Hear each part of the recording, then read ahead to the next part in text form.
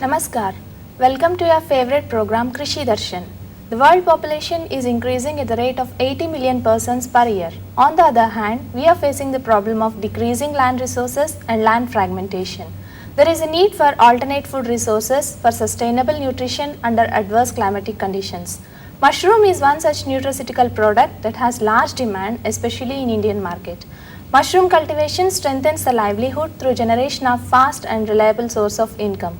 So we have chosen our today's topic of discussion as mushroom cultivation, and to provide us with various details of mushroom cultivation, we have with us Dr. Himani Bisht, Project Director, Directorate of Mushroom Research, Solan, an expert taxonomist.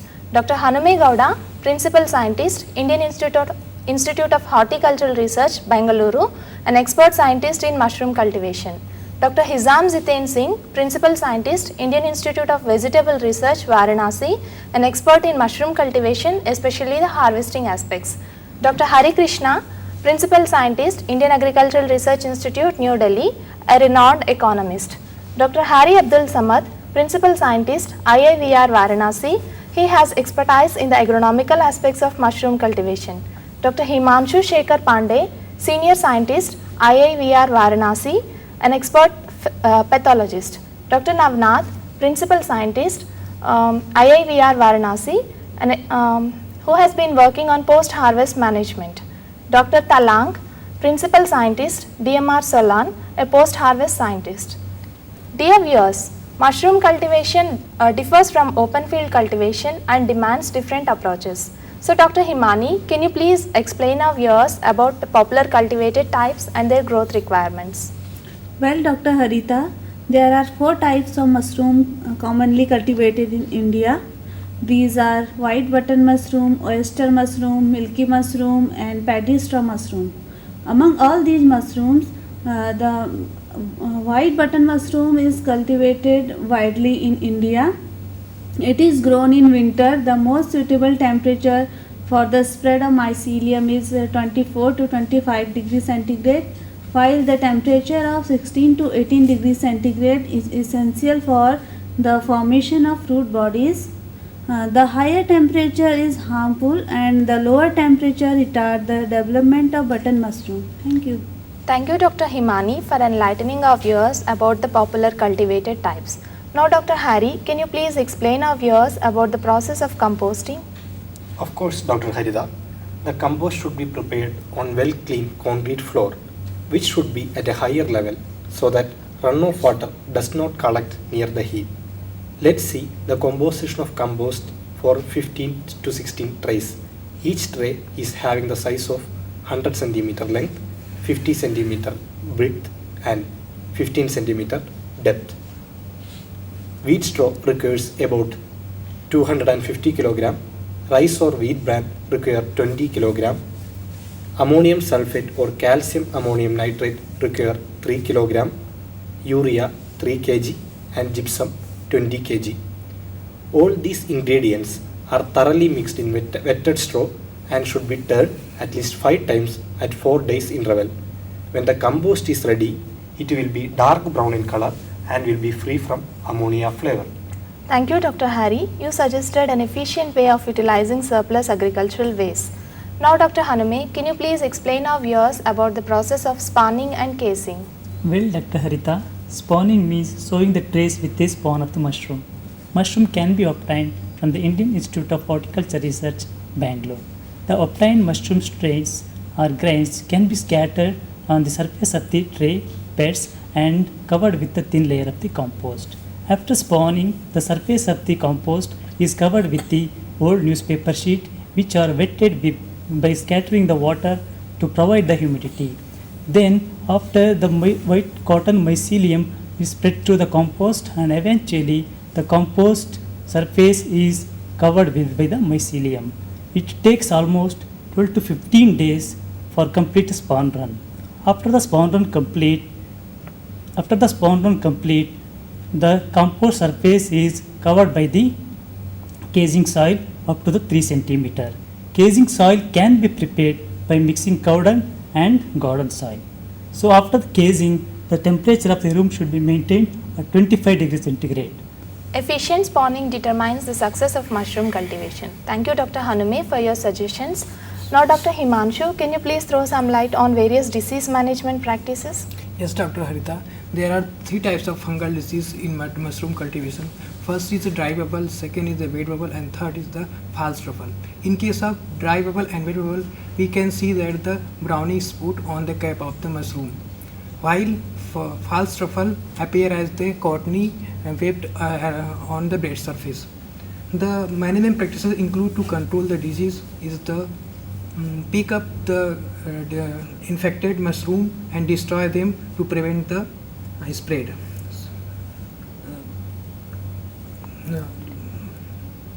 Lower the temperature to 14 degrees Celsius to control the disease.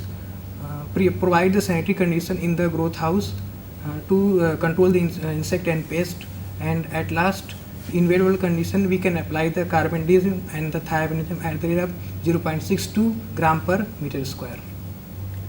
Proper management of diseases is very important for harvesting good quality mushrooms. Thank you, Dr. Himanshu, for creating awareness among our viewers. Now, Dr. Jiten, can you please explain the process of cropping and harvesting in mushrooms? Yes, Dr. Rita.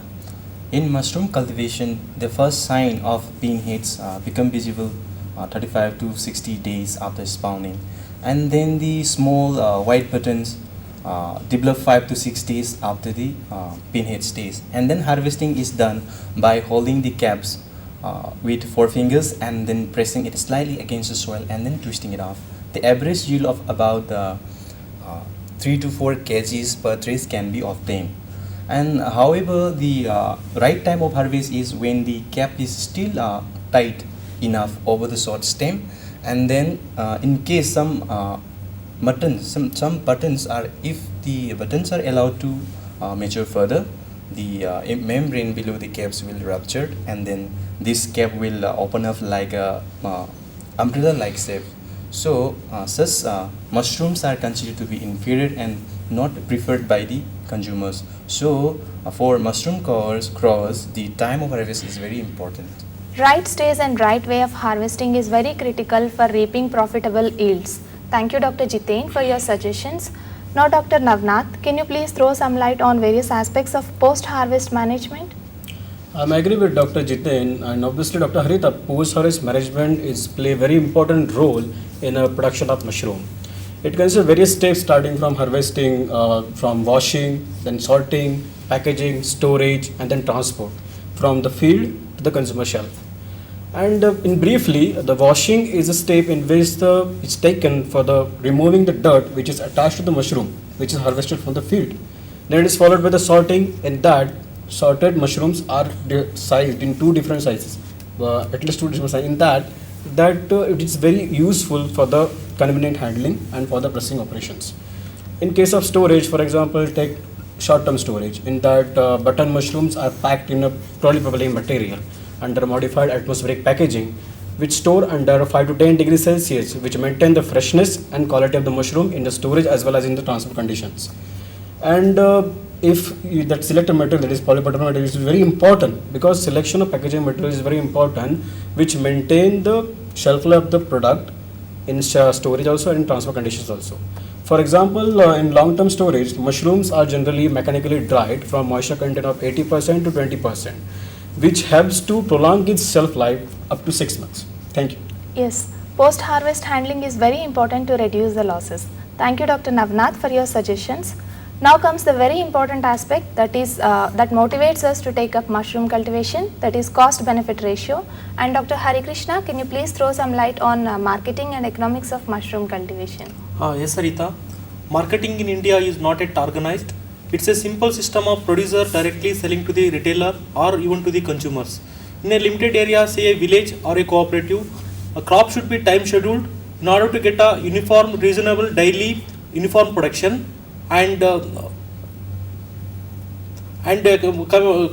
order to avoid the glut in the market. And coming to the economics of production of a mushroom, consider a medium farmer with 200 tons of compost. The cost of production is 1 lakh rupees, and gross return of 2,10,000 rupees and net return of 1,10,000 rupees. And there is a need to expand market, increase the demand, considering its health benefit, and organize the marketing and form the cooperative.